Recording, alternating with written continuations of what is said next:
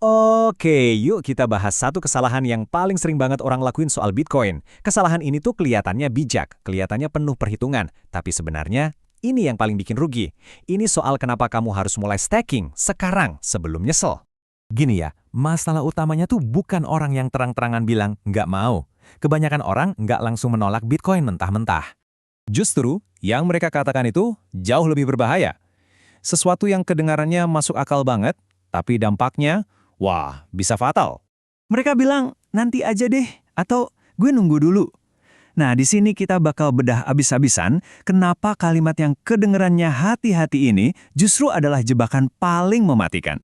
Ini dia inti masalahnya. Menunggu dalam dunia Bitcoin itu adalah posisi yang paling mahal. Langkah yang rasanya paling aman sebenarnya adalah yang paling berisiko. Pasti kita semua pernah kan main the waiting game ini? Nunggu harganya turun dikit lagi, nunggu dapat bonus atau gajian naik, nunggu konfirmasi dari para pakar, nunggu regulasinya jelas, atau ya sekedar nunggu biar lebih srek aja di hati. Kedengarannya kan bertanggung jawab banget ya. Tapi faktanya gini, menunggu adalah posisi finansial termahal yang bisa kamu ambil. Diam itu bukan berarti kamu netral loh. Dalam kasus ini, diam itu adalah sebuah keputusan aktif yang biayanya makin lama makin mahal. Terus, apa sih yang sebenarnya terjadi pas kamu ragu-ragu dan milih buat nunggu itu? Apa konsekuensi nyatanya? Sambil kamu nunggu, 4 hal ini terjadi bersamaan. 1, harga bergerak, dan kita tahu kan jangka panjangnya kemana. 2, suplai yang tersedia makin sedikit. 3, aturan main makin ketat. 4, pintu keluar dari sistem lama pelan-pelan ketutup. Jadi semua kendali yang kamu pikir kamu punya dengan menunggu saat yang tepat itu cuma ilusi. Dan ilusi itu hilang gitu aja. Prinsipnya simpel banget sebetulnya. Bitcoin itu nggak ngasih hadiah buat orang yang ragu. Dia ngasih hadiah buat orang yang punya keyakinan, yang bertindak berdasarkan riset dan pemahaman. Oke, sekarang coba kita jujur sama diri sendiri. Kita bongkar yuk alasan-alasan logis yang sering kita pakai buat menunda. Alasan yang sebenarnya cuma kedok buat hal lain. Kenapa kalimat "entar aja deh" itu bahaya banget? Karena rasanya tuh bertanggung jawab. Rasanya kita lagi hati-hati. Padahal, sebenarnya kita lagi buang-buang kesempatan emas. Alasan pertama, terlalu volatil. Ya, emang nggak ada yang bilang nggak. Tapi kalau kita cuma fokus sama naik turun harga jangka pendek, kita jadi buta amat tren dan adopsi jangka panjangnya. Alasan kedua, belum sekarang waktunya. Selalu aja ada perasaan kalau waktu yang sempurna itu nanti, di masa depan. Nggak pernah hari ini. Jadinya ya, nunda terus sampai nggak kerasa.